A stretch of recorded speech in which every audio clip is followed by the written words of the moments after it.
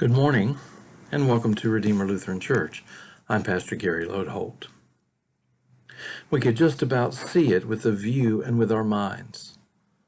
This week we're looking at stories of Jesus by the Sea of Galilee during his ministry, and whenever I come to the passage for today, I can't help but think of my trip to Israel.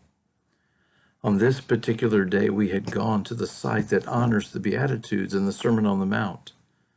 It's a beautiful chapel up on top of a hill, surrounded by lush palm trees and plants, all of it overlooking the Sea of Galilee. After some time there, our guide took us over to the side of the hill, where we sat on some small boulders to rest. Below us was a very large field of banana plants, and our guide suggested to us that we might imagine a place like this was where Jesus preached the Sermon on the Mount, and that all those banana plants could represent the throngs of people. And it was just such a place that Mark tells us that Jesus fed 5,000 people with 5 fist-sized barley loaves and 2 sardine-like fish. It's a miracle that points to Jesus feeding us with his body and blood later on. Just beyond the banana plants was a regular field with crops growing, and you had to think of Jesus' parable we looked at the other day about the sower sowing seeds and the different kinds of soil. It was all in one place, and our guide pointed out how close that field was to the Sea of Galilee, and how likely it was that there was a farmer doing what Jesus talked about while he talked about it. And then our guide pointed to the Sea of Galilee itself, and we talked about Jesus walking on the water, a story we also find in Mark 6. We could imagine it all sitting right there. There is one more thing I want to talk about with the walking on the water, and to do that I have to remind you about Moses and the burning bush. When Moses encountered God in the burning bush, part of their discussion involved God's name. Moses presented it that he needed to know God's name so that the people could call on God.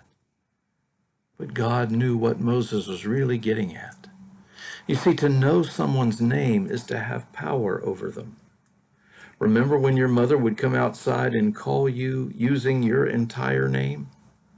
That was trouble, and someone surely had power over you.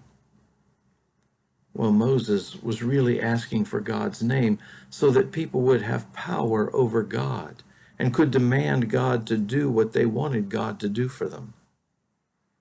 However, when God gave his name, it was, "I am who I am," or "I will do what I will do."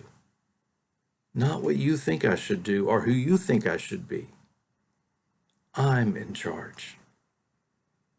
And ever after that, "I am" became associated with God's name and presence.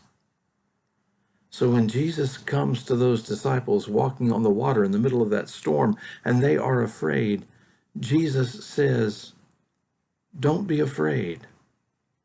I am." We translate it as "it is I," but it's the same thing. Walking on the water, Jesus is revealed as God.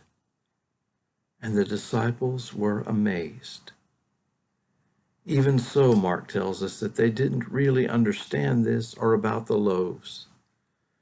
And so as we wrap up this week, maybe we can ponder in our heart who Jesus really is and how we respond to him. There are lots of high points in the gospel story that happen on mountains, but there are many that happen by the sea as well. Everywhere Jesus went, he presented God.